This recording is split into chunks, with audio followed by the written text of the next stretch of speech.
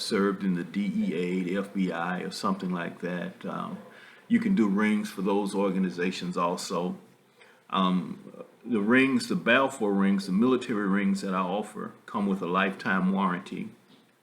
So if if you gain weight or lose weight and the ring doesn't fit after 10 years, then you can call back and have it resized. And the first resizing we'll do for free. After that, it'll cost you just a little bit of money, not much at all, just a little small charge. Anytime there's any defect in workmanship, if something happens, the stone falls out, you send the ring back and that work is done for free also for the life of the ring. Because when you order it, you're registered. That ring is registered to you. And now, there becomes a record, a permanent record of you being the owner of that ring. And that's with the Balfour rings. That's with the Freedom ring, the Independence ring, and the latest Freedom ring. With those, you get the lifetime warranty, and of course, all of the custom work is free.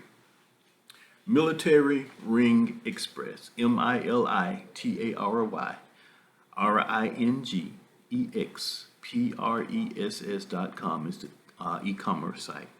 Today, I want to talk to you a little bit about drug cartels and what can we do to stop them.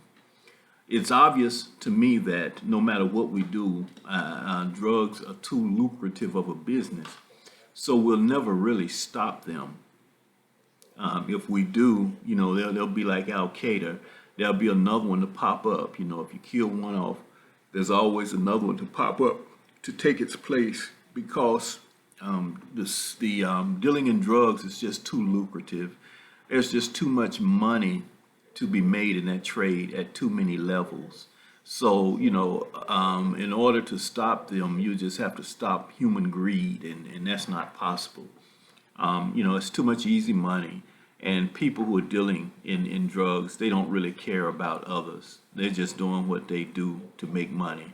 So now, can it be stifled or stemmed, or is there some effective action that we can take? I believe that we can take actions to slow down the drug trade and deal very strongly with the drug cartels. I'm a firm believer that we should use our military to do so. And the reason I say that is because many of the knuckle draggers, the enforcers, and many of the members of the cartel are ex-special forces. They're ex-Mexican special forces troops. So they've been trained in elite military tactics, and they have that mindset, that military mindset, where they will go in and do whatever it is that they have to do to take care of business. And they don't mind killing, and the cartels don't mind killing because when you get, excuse me, I get old. This happens to old folks. But with that much money involved and that much profit, then, killing just becomes a part of big business. So since a lot of these cartel members are ex-special forces members, who, by the way, have been trained in the United States, we train people in our service schools. We train our allies.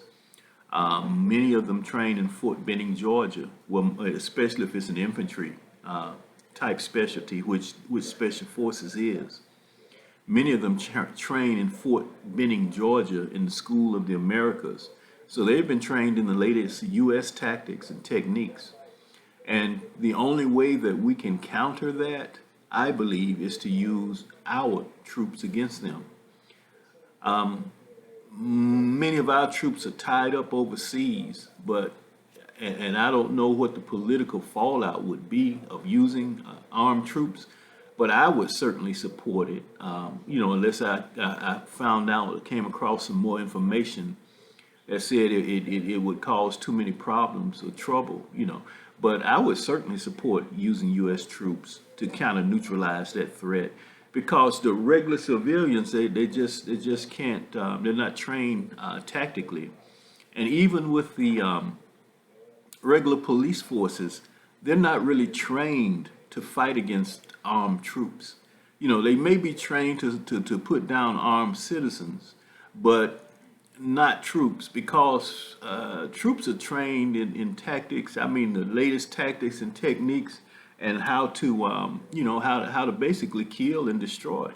And when you fight against them, their training is going to enter in, and they're just going to automatically do the thing that they need to do, which has been proven and tested, to get more casualties. So I would say that we should use special forces troops if we could, although many of our troops are tied up overseas.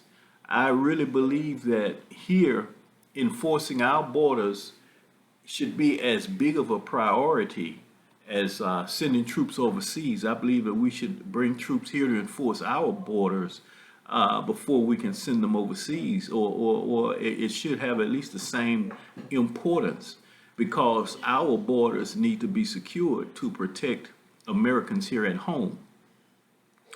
Would it be feasible again? I don't know, but I would certainly support it until, like I said, it were found to not be feasible.